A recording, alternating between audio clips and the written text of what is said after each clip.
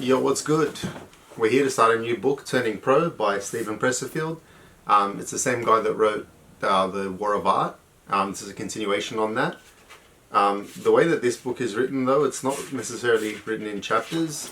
Just to give you sort of a flick on the inside, it's written in I suppose you could say chapters, but like individual sections that are most of them are 1 to 2 pages long, all with their own little subheading. So we're going to read this sort of as small batches. It is broken up into book 1, 2, and 3. So we're just going to break it up into small batches as we go through it. So starting with book 1, The Amateur Life. The Human Condition. The Daily Show reported recently that scientists in Japan had invented a robot that is capable of recognizing its own reflection in a mirror. When the robot learns to hate what it sees, said Jon Stewart, it will achieve full humanity. 3 models of self-transformation. When we hate our lives and ourselves, 2 models present themselves as modes of salvation.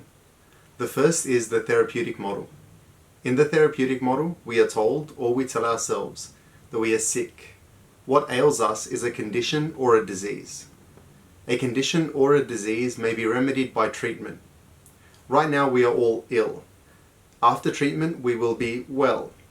Then we will be happy and will be able to function productively in a society and in the world. That's one way of looking at our troubles. The second way is the moralistic model. The moralistic model is about good and evil. The reason we are unhappy, we are told, or tell ourselves, is that we have done something wrong. We have committed a crime or a sin. In some versions of the moralistic model, we don't even have to have done anything wrong. The human being, we are told, was born wrong. The answer to the condition of wrongness is punishment and penance.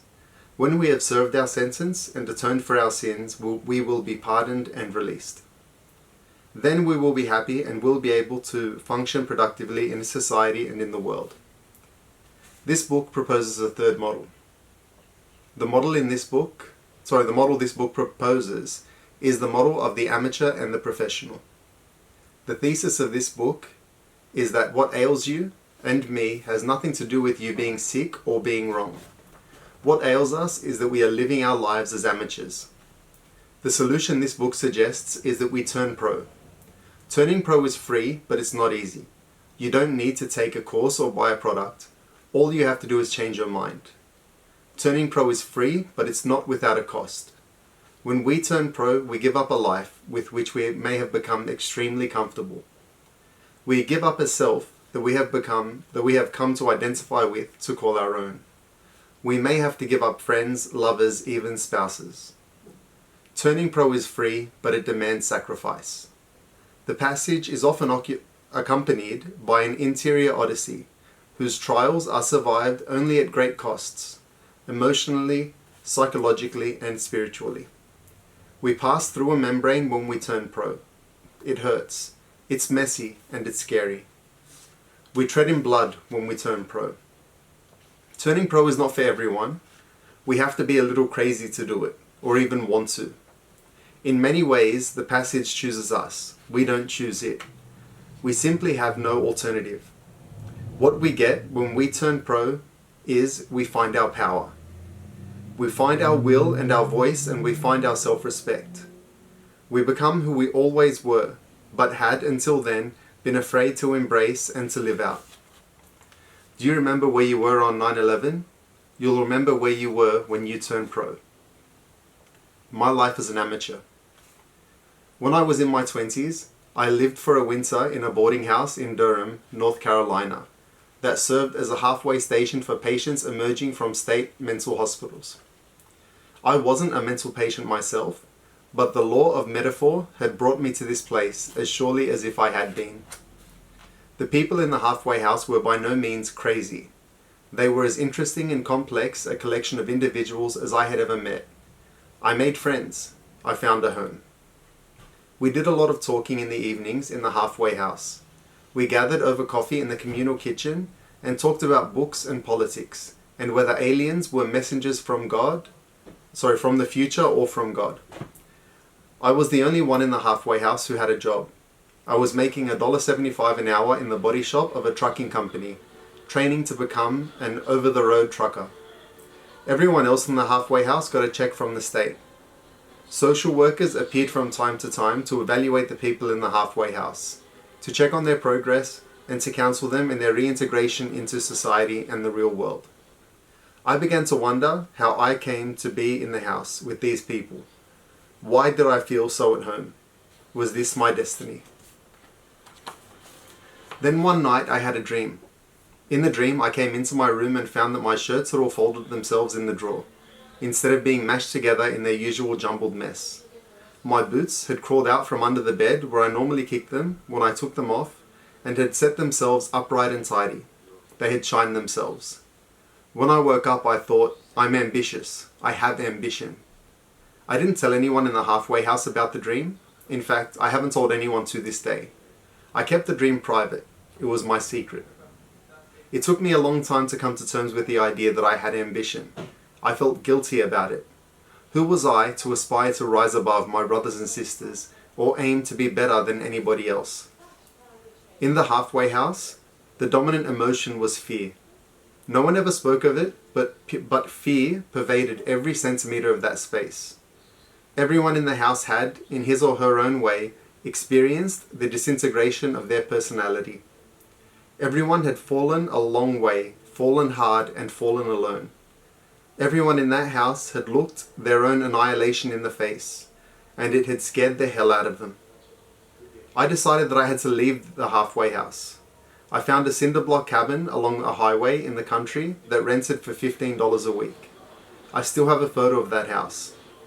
The house had no electricity, no toilet, no running water, and no heat. It had a front door, but no back door. There were no windows and no furniture. I slept on a mattress that was pushed into a corner where the rain couldn't reach it. I cooked my meals outdoors in back, over a fire of pine kindling that I collected from the woods. I had started driving for the trucking company by then. I was being assigned my first loads and sent out on the road for the first time. So it didn't matter too much where I called home. Most nights I slept in the truck's sleeper berth. I ate my meals in cafes and truck stops on the road. The reason I keep a photo of that house is that it changed my life. To find that house and to move into it was my first act as an adult that embraced the idea of ambition.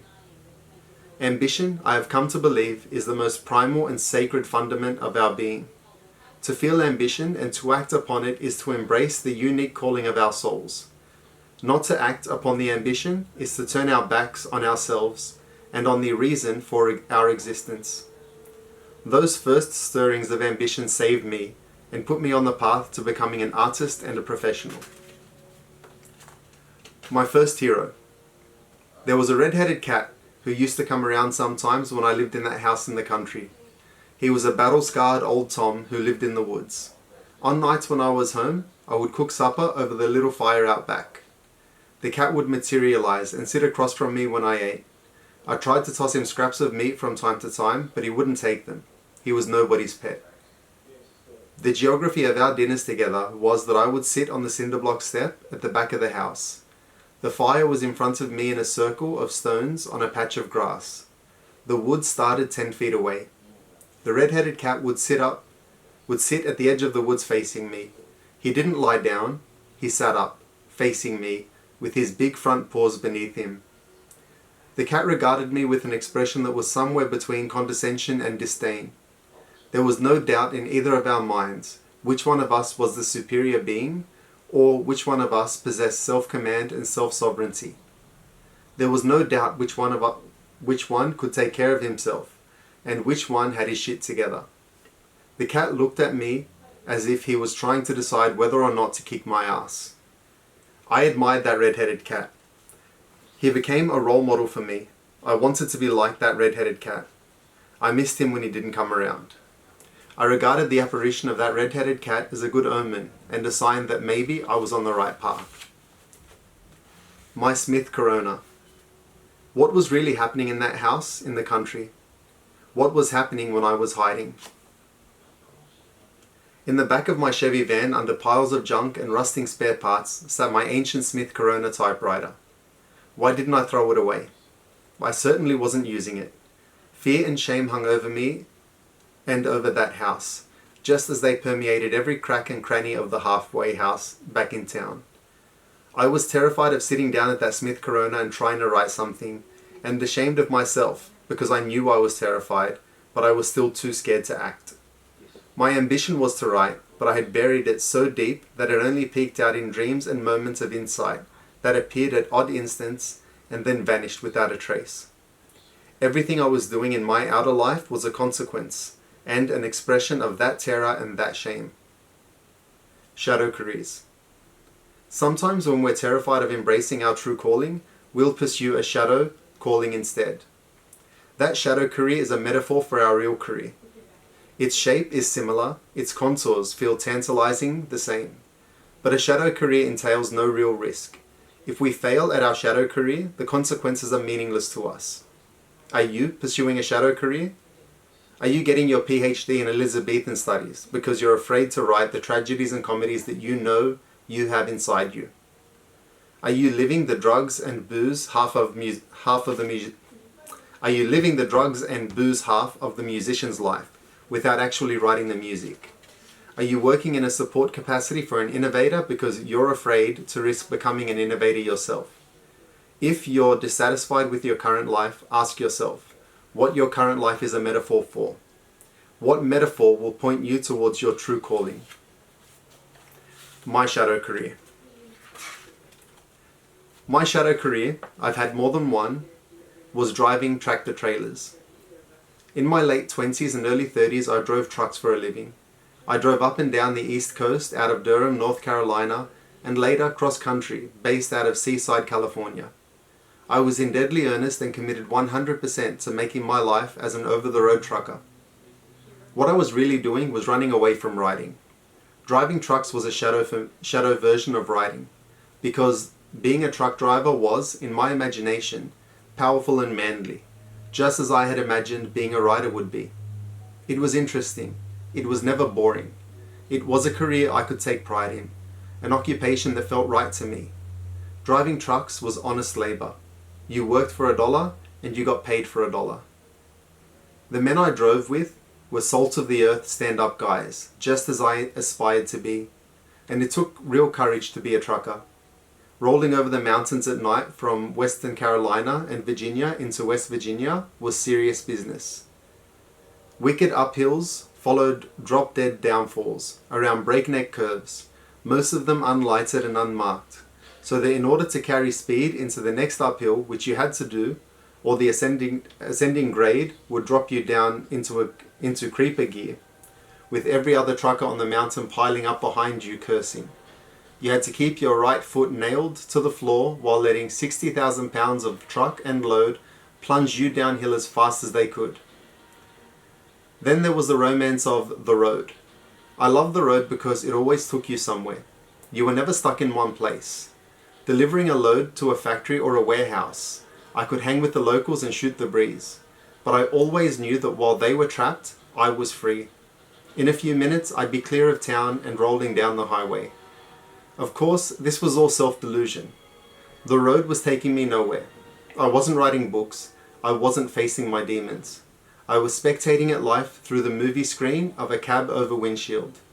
With every mile I travelled, only carried me farther from where I needed to go and from who I needed to become.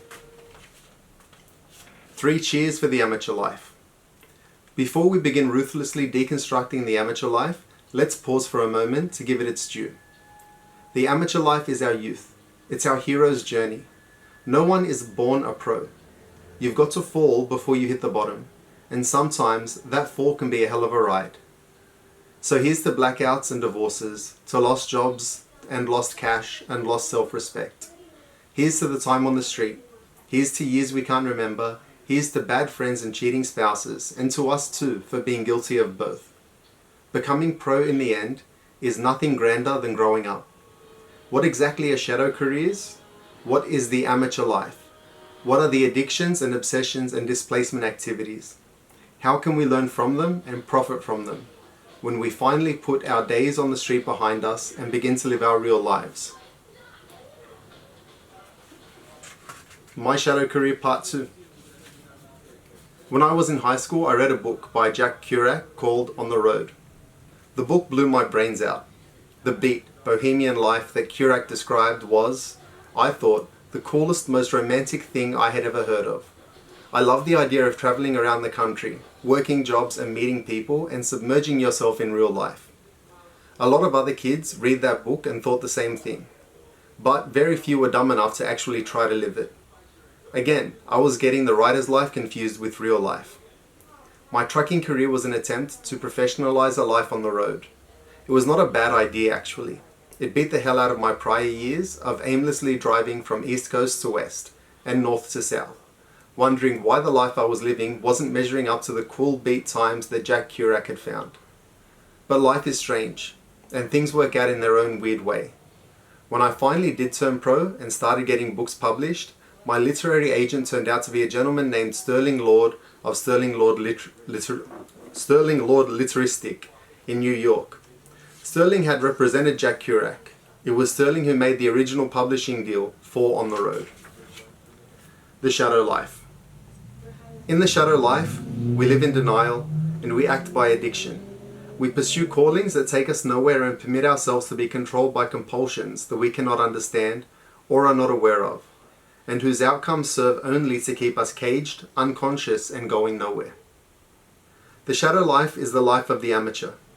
In the shadow life, we pursue false objects and act upon inverted ambitions.